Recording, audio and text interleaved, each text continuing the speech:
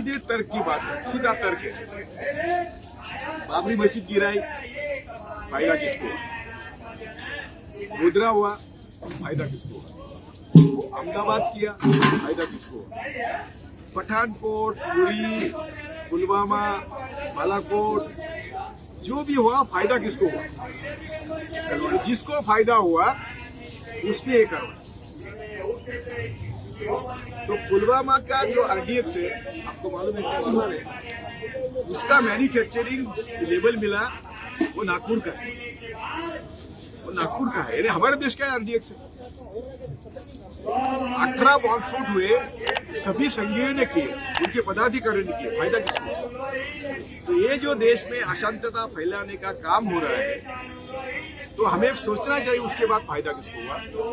तो ये उनकी अभी भीमा कोरेगांव पे आता हूँ मैं, जो मैंने आपसे पहले प्रेस कॉन्फ्रेंस में बात करी कि रोटी, कपड़ा, मकान, स्वास्थ्य और शिक्षा, इसी के इर्द गिर्द हमारी राजनीति होनी चाहिए, ना कि हिंदू मुसलमान, ना कि भारत पाकिस्तान, ना कि भारत कश्मीर, ना कि लव जिहाद, ना कि घर वापसी। ये जो सब फालतू बातें हैं, इस पे हम उलझा रहे हैं।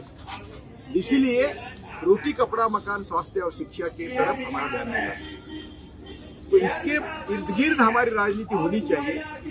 इसके लिए हम 31 दिसंबर, हर 31 दिसंबर को मैं और जस्टिस सावंत, हम दोनों ही ऑर्गेनाइजर है, सिर्फ कोई नहीं है। जस्टिस सावंत सुप्रीम कोर्ट के जज रहे, तो हम दोनों ने अरेंज किया था 17 दिसंबर, 31 दिसंबर, 17, क्योंकि 18 को, 1/18 को भीमा कोरेगांव के शौर्य दिन था। वो शौर्य दिन क्या है कि हमारे यहाँ की जो सबसे नीचे जाते हैं बाहर, उन्होंने पेशवा यानी ब्राह्मणों पर हमला करके हजारों ब्राह्मणों काटे।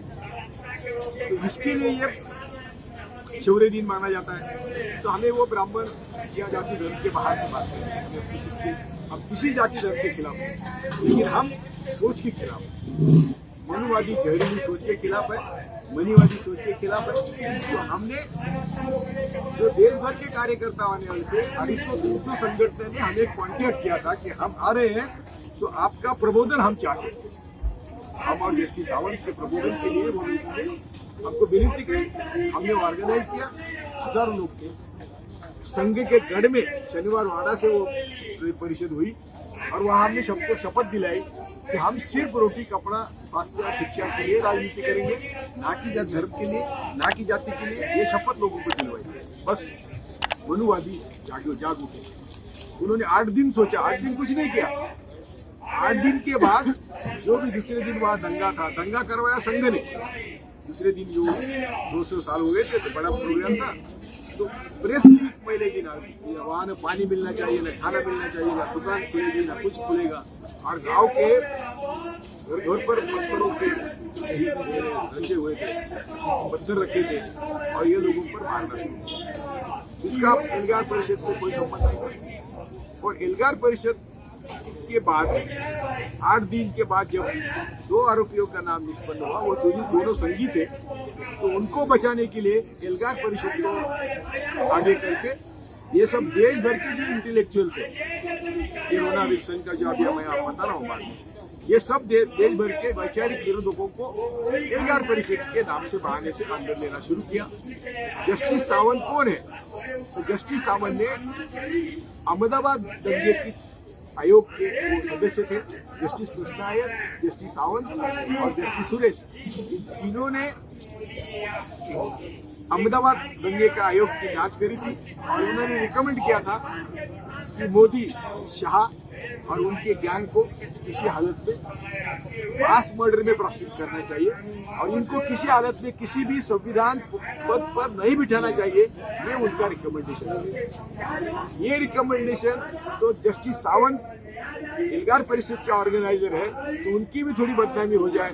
बोलशे पाटिल तो हमेशा मैं मोदी शाह को हमेशा खुली कहता हूँ, क्योंकि मेरे गुरु ने कहा है, इसीलिए कहता हूँ। तो वो भी, तो उनको ये रिवेंज लेना था। इसलिए ये सब लोगों को अभी क्या हुआ कि हम पहले दिन से बोल रहे हैं कि जिनको एल्गार परिषद के माध्यम से अरेस्ट किया वो 100% झूठ, क्योंकि उनका हमारा संबंध ही नहीं। ना हम कभी उनको मिले हैं, ना उनके आइडेंटिफिकेशन परेड में भी हम उनको पहचानेंगे। तो फिर उन्होंने अरेस्ट किया उनके कंप्यूटर में सब एक का कंप्यूटर है 2007 का, उसमें 2010 और 13 का डेवलप ये क्या बोलते हैं उसको प्लॉटिंग किया। तो ये जिस कंपनी ने अमेरिका के ये इन्वेस्टिगेट किया है, कहती है it should be noted this is one of the most serious cases involving evidence tampering that आर्सेनियल है। आर्सेनियल एक कंपनी है, झूठे एविडेंस का जांच करती है।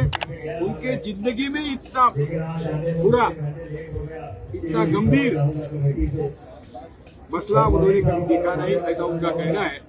और ये बड़ी गंभीरता की बात है। और क्या प्रचार था कि हम लोगों ने प्राइम मिनिस्टर को मारने का प्लान बनाया, और उसके 10 लेटर ये मैंने बोला कि 2007 का कंप्यूटर, 2010 के ये जो प्रोडक्ट थे वो 2016 में उसके कंप्यूटर में डाले और कंप्यूटर जब्त करने के बाद डाले और उसको अरेस्ट किया।